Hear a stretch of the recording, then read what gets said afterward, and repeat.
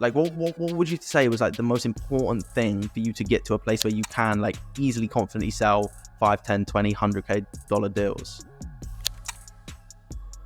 Your ability to overcome limiting beliefs. You're not just going to be our client. We're going to be your partners without equity. We have a lot of business experience, and we can bring that experience to your business. What would you say to someone who is actually like cultivating a limiting belief around selling higher ticket prices? Exactly. I would say PhoneSales.com. Sasha is the man when it comes to sales, and I see the stuff that you have been like, I just see the way that you teach people on sales as well, and just things that seem very simple to you, most people don't think about, don't even understand. What is sales for you? Like how do you explain sales to people? sales is your ability to transfer your level of conviction to another person. That's the simplest way to put it. Okay, that makes sense. And what would you say allows someone to be able to transfer their conviction to another person? Well, there's a lot of things that go into it, right? The main reason why people struggle with sales is because their goal is to help themselves and not the person on the other end of the line. And yes, we humans are very good at noticing subconsciously when someone is trying to help themselves more than they want to help us, right? Mm-hmm. So I'll give you an example here. Every single interaction is a sales interaction, right? And the reason why Jovan, for example, when he had an interview with you, the reason why he came to me and he was so excited about the prospect of working with you, by the way, you should know that, was because he saw it from the perspective that you really genuinely want to help. Like, you have the knowledge, you have the skills, and of course you're charging how much you're charging. You have your fee. Mm-hmm. No one's going to do anything for free, but you genuinely want to help. You're coming here with the goal to help us scale the business. And that's it, dude. You were very good at transferring your level of conviction to Jovan. Interesting. And that's why you closed that deal, right? Because at the end of the day, like, let me ask you this.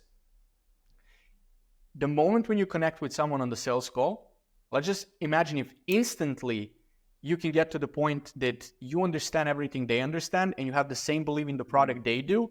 Would anything else be necessary on the call? No. You would buy right then and there if we can do that in like 5 seconds, but we cannot. That's why the sales process is there. That's why salespeople build the report so they can understand the person's needs. That's why they introduce the gaps, right, where the person is right now versus where they want to go. That's why they ask about goals, beliefs, and things that they want to achieve. That's why they try to bridge the gap between where they are now and where they want to go with the product/service that they have, right? If it's a good fit, of course. So what I actually find very cool about that is what you said, because obviously I didn't know that, and that's why I'm working with you guys. So for anyone who doesn't know, I'm focusing on their media and helping them blow up, and that really is, interestingly enough, you said that, like, that is the internal reason why I want to do something. Like, the reality is, like, you in a position, you're like, well, I want to make a lot of money, but the reality is I don't want to scam people. Like, it could be very easy to go and scam people, and I see this all the time. I see people that, like, they literally do scams. They do like scams on, like, via DMs and stuff. I'm like, you don't realize you could literally appointment set doing the exact same thing you're doing and actually make legit money helping businesses make money. I'm like, this doesn't make sense to me, because they've got the work ethic. It's evidently clear that they can do this. So, like, it's just the moral on the inside, because I think you said to me before as well, and some of the stuff that I'm dealing with in your guys' stuff, you've given a lot of trust to me where there's a lot of private information that I'm not allowed to share. So, like, even for me, like, I wouldn't even give that private information to anyone I'm working with, because I'm like, I'm going to take that stuff out. You guys have given full faith and trust in me, and that is a testament, which I'm very grateful for, that people see me as.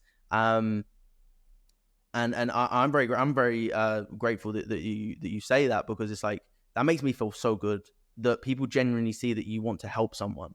And I think that's something that's now coming out nowadays, which is really, really interesting. A lot of people saying, like, Stop trying to sell, just start trying to help. And like for anyone, for me, the reality was working with phone sales for me was actually a simple process. It was just figuring out, okay, what's the number that's going to work?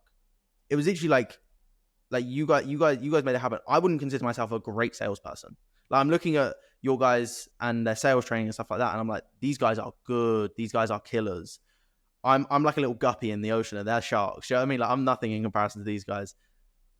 Yet I was still able to work with a sales company. I still find that fascinating. How did you go from? Because the reality is, one day you were a guppy in the ocean, and there were sharks around you, and they were just like getting all your food. Literally, you weren't eating. So how did you go from not knowing anything about sales? Like, what would you say was like the most important thing for you to get to a place where you can like easily, confidently sell 5, 10, 20, $100K deals? Your ability to overcome limiting beliefs. Again, because when on our first podcast, you mentioned that when you met me and I said that $5,000 is nothing and it's not a high ticket, that kind of stuck with you. It's like, I'm pretty sure that's a high ticket, right? That's a limiting belief, Max. And that's what I want to explain here, because your question was like, how did you get to the point that you're now selling like 50, 60, $100K deals, right? So I got there. It was a very long road. The first product that I've ever sold was like $500, right? Wow. And then went up to 1,000, and then 2,000, and then 3, and then 10,000, and then 19, and then 30, and then 60, and then 100, and then 400. And the highest deal that I've ever closed personally in my life was for $400,000 cash collected. Jeez. What was that? Curious. Can you disclose? It was a business sale. We sold one of our businesses, and I was primarily responsible for that. So that's pretty much the biggest deal I've ever closed. Super cool. What did that actually feel like for someone who's never closed that much money? I'm assuming you're going to say normal. It felt eye-opening, if that makes sense. And I'll tell you exactly why. Because of those limiting beliefs, we don't. Here's the thing. Like, until you do something, you don't have proof that you can do it. Thus, you don't believe you can. Like, you don't fully. You believe, but you don't feel it in your gut. If that makes sense. Like now, like, if you come to me and you're like, Sasha, you have to close $400,000 deal yourself in the next 3 months. Like, find the deal. I'm not even going to give you the deal. Find it and close it. I'll be like, all right. And I feel it in my bones that I can do it, if that makes sense. Because I've done it before, right? Yes. Versus if you don't do it, then you don't know what's possible. And of course. And I would say that's the biggest thing here. Like, I've never closed a $50 million deal. I truly believe that I can get there, but I don't have that same feeling like I do for $400,000 deal. Because like I've done it before. And I'm gonna keep pushing until we get there. But that's it. It's like I started with very small deals and I worked my way up. Like I worked my way up. Gain muscle memory. Exactly. So, like now I know I can close $1,000 deal. Okay, but can I close 5? A few months later, yes, I can. But can I close 20? A few months later, yes, I can. Can I close 100? And so on and so forth. So that's a very important thing here. Yeah. For you to not to expect to, like, it's only going to feel normal to you if you make it feel normal, right? Of course, without a doubt. So once you make it your new normal, everything is normal. $1 billion deal can be normal if you've done 10 of those before. And again, like you said, the reality is it's just a number on a screen. It's not even physical cash anymore. And so I find that very interesting. I think the biggest deal I've closed, so is we're not talking 6 figures or anything like that, but we're talking, I think the biggest deal I closed was in one specific deal was, I think, nearly $5,000. And in that moment, that changed my life, because it was like, whoa, $5,000. Like, you I don't know, like, obviously when you started, $5,000 to me, even $5,000 to me now is still like, that covers rent, that covers basic necessities. The interesting thing was, I then started actually building a limiting belief which again was based on me allowing this to be built within me. The fact that people couldn't afford the service that I was providing when I did hypnosis for a while. And I start to build the belief that $1,000 was too much. And that was because I had so many no's. Now, the reality was I didn't pivot and try and look for a different audience. Yes, I took on what they were saying.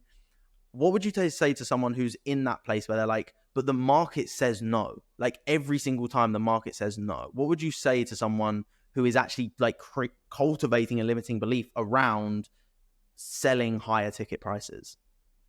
Exactly. I would say, what do you mean by market saying no? Is it saying no to you, or is it saying no to everyone in the market? Because if the market is saying no to everyone, then hypnotherapy wouldn't exist, my man.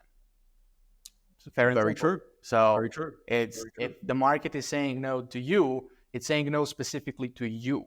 It's not saying no to the profession, right? There are hypnotherapists out there that are making millions of dollars doing what they do best, right? And you have the similar skill set. So that's pretty much it. I would say you either need to change your offer so it's a better market fit, or you need to find a different market. I'll give you another example here, which is a very interesting example, and it perfectly captivates the problem of the market, offer market fit, right? So we have one client right now that is in Mexico, and they're working on a very interesting project. I can't disclose a lot, but let's just say that it's a very high ticket thing, right? And for like a year and a half, they were trying to sell it to Mexicans, and they didn't have much luck. Why? Well, it's easy for me to say why now, right? But for them, it was very hard because like they were trying to understand, like, is it their product? Is it there's like, what is the problem? Why are people not buying? And it came down that people are not buying because people in Mexico are broke. I'm sorry, but that's how it is. So we came to them and we asked them, hey, can we be your main distributors in US? They said, yes, not right away. No deal is closed. That simple. It took us a while, but once we closed that and once we started offering the same exact thing without a single change to a different audience, US audience, we did $5 million in the first 3 months. Wow. $5 million in the first 3 months, all because you just changed the market. You didn't change the product. You didn't change. Wow. That's a testament. And that's something that I've actually learned from you guys without even having this conversation specifically with you guys, was like the $500 deal versus the $5,000 deal. For anyone who doesn't know, send over an invoice to Sasha, doesn't question it, pays it. Send over an invoice to someone who's spending $500. Can I do half now, half at the end? Can I do a third now, a third in the middle, and then a quarter hit? Like, you're just like you can't split it up any more times. Whereas when you work with someone who understands money, like, again, what is the goal of the business? Obviously, if the goal of the business is to make money, which if you want to stay in business is something you need to do,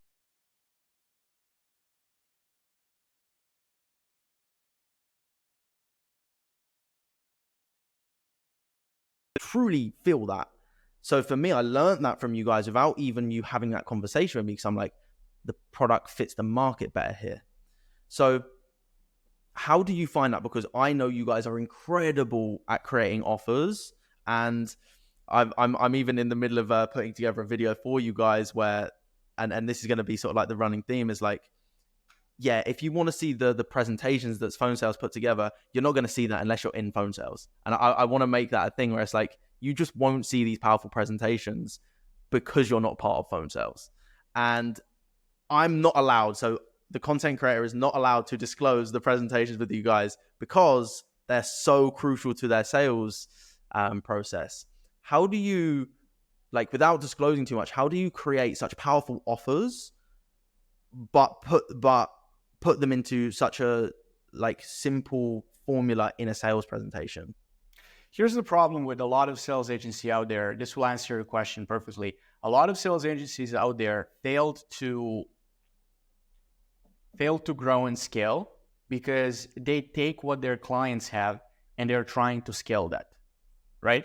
Right. So you are limited by how much you can scale something based on like what you're selling, right? Based on the way you're pitching, based on the way you're positioning it. You're limited. Will it be like $1 million offer per month, or 2 or 5 or 10, or a 50K offer per month, right?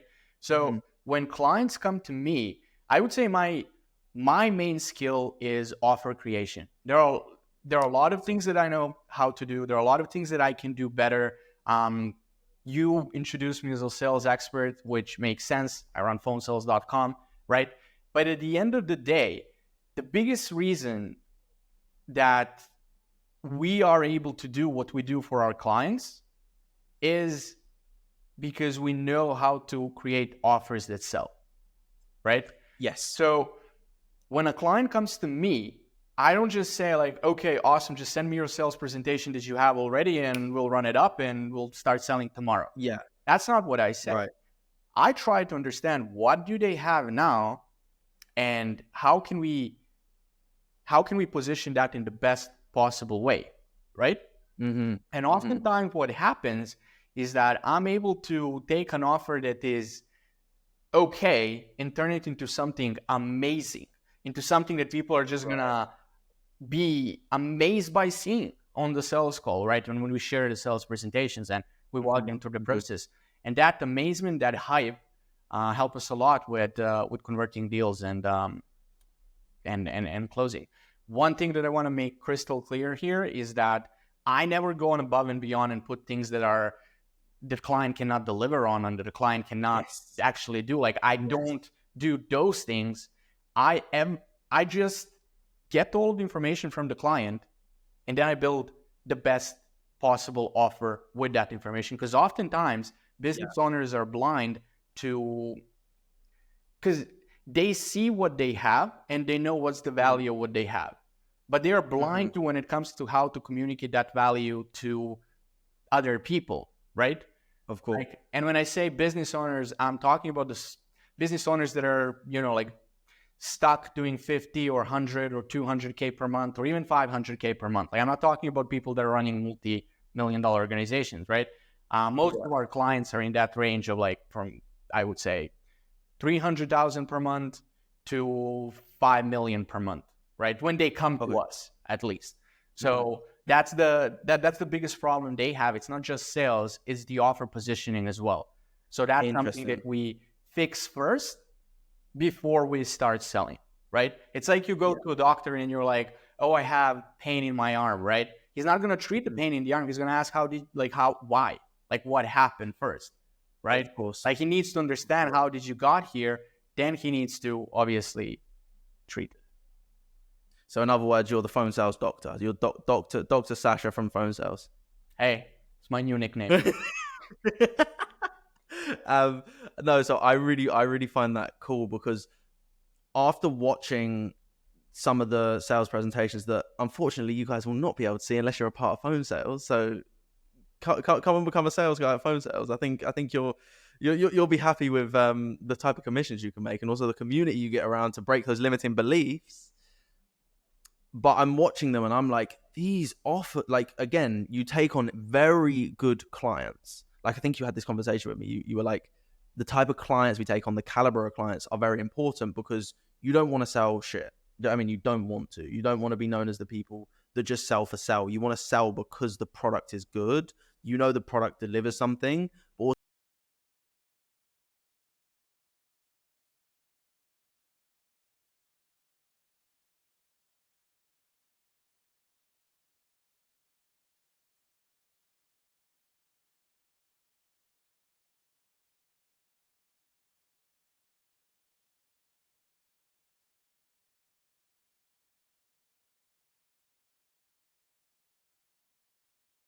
the person doesn't see, would you say?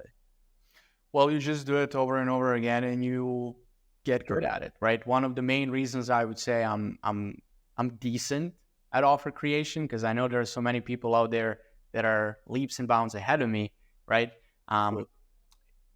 It's important to always know you can learn more. That's the key here. But, 100%.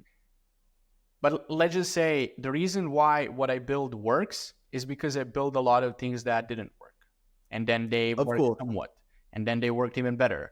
And now they're working quite well. And they can work even better. And they will in the future. But That's the process that people need to go through. And that's another interesting thing that we bring to the picture when it comes to our clients. Like a lot of sales agencies out there are started by closers, if that makes sense. Like you have a closer, he's closing for 2 years or 3 years, and he's good at what he does.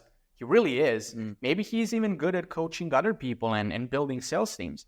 That's amazing. But he doesn't have that experience of running his own business. He doesn't have the experience of offer creation. He doesn't know anything but sales, right? And then those people really struggle to work with other businesses because they're used to be a part of the business, right? Yes. And have a business owner at the top managing everything, and then they just do sales. Like the way we do it is that I often say to our clients people that are interested in working with us, I say, hey, you're not just going to be our client. We're going to be your partners without equity. We have a lot of business experience, and we can bring that experience to your business. Everything from offer creation to offer management to sales to marketing, even delivery. We can help our clients with all of that. Not in the sense that we're going to go ahead and do it for them. That's not what we do. We are phone sales. We close deals, right? But we can point them in the right direction. We can give them right tips and advices. We can connect them with right people, which is really, really important, because a lot of times when client goes, like I've seen this many times, right? Client would just do something completely weird. And I noticed that. I noticed that right away. And I'm like, yo, you got to stop, my man. And you got to, we got to rework this. But for example, the sales manager that is handling that account, he's clueless to the fact that the client just did something completely wrong. And he would never notice that if it wasn't for me, right? And I'm on top of all of our clients. I do our weekly check-ins, bi-weekly client calls and all of that stuff.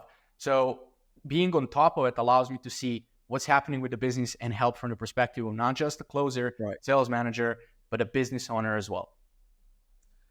So that's the interesting thing, and something that I enjoy about the problems that occur in business is you actually acquire more and more skills. So like you said, rather than you just being the sales experts, when it came to running the business, yes, you may be able to sell it, but then can you run the actual business of phone sales itself? That is why phone sales is very successful, because you have all those different skills and capabilities to turn that into, yes, I can sell, but I can also create offers. Yes, I can sell and create offers, but I can also market. Yes, like, do you know what I mean? You then create it into one whole ecosystem of, I suppose that is what an entrepreneur is. Would you agree? Absolutely. 100%. I like it. What is your long-term goal for business? Like for business in general, and then for phone sales? Because I vaguely remember you saying you're in. No, what is your long-term goal for business? Yeah, well, I see business as a game, and I'm here to play this game. I'm here to take it as far as I can and help as many people as I can along the way. That's the ultimate goal here. I would say we are maybe not even 1% on our way there. There are a lot of things that we need to do, and I'm only 25. My partner, Jovan, he's 26. Business partner. I don't want people to get this out of context. Yeah, so he's 26, and we still have, knock on wood, at least I would say 60 more years in business, right? So more. There are a lot of things that are ahead of us, and I would say I'm probably like not even 10% into that journey, because I know I'm here to stay. I know I'm not going anywhere, and I know what I want to do, and that's not going to happen overnight. Of course. And then what's your goal for life? To impact as many people as I can and to help as many people as I can, and be the person for young generations that I didn't have, if that makes sense. Particularly being Serbian, like, yes, having like, oh no, people like us don't achieve this. Exactly. And the reason why I don't put a lot of content online and you won't see me trying to be a guru or stuff like that is because I understand I'm very early in this journey. And I would like to get a couple of more decades under my belt before I go to someone and act like a guru, right? That's my job. I'm going to make you the guru. Don't worry about And that. not anytime soon. Just here to share. Well, I personally never agree that age is necessarily a thing. It's experience, and I see in a short period of time. Reality is, it's been a short period of time. You seem to learn quicker than most. Just from outside observation, you learn quicker than most. So for me, like the word guru, I don't like. I really don't like that word. But I'd say you're an expert. You're definitely an expert, and that doesn't mean that you're not going to get better, because probably who you are today, in 5 years' time, you'll think, wow, I was doing nothing back then. Or not nothing, but I was doing a bare minimum in comparison to what I'm doing today. Just like 5 years ago, you probably felt like, yeah, I had the work ethic and drive, but I didn't have the skills. And that's just going to improve and improve and improve. And I don't personally think there's a destination that we're ever going to get to in life. I think it's a matter of what you do today and what you create today. Well, so maybe that's my limiting belief. Maybe that is your limiting belief. There we go. And the reality is, you also, because and also this is something I find interesting. You have an ego. We all have an ego, but you also have an ability to let go of your ego when necessary. Like, for example, I see the way you talk to people in the business meetings, in the partner meetings, and I'm like, for most people age 25, they're on the other side of that, whereas you're the one sitting. And it's not like, because like, the way that I see it, I think you're very good in the way you do everything. Like just from an outside perspective, like whenever I jump off a call, I talk to my girlfriend. I'm like, wow, just the way that you articulate things, the way you explain things. Thank you. Thank you.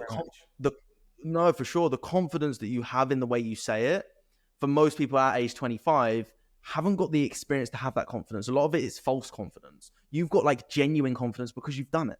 Do you know what I mean?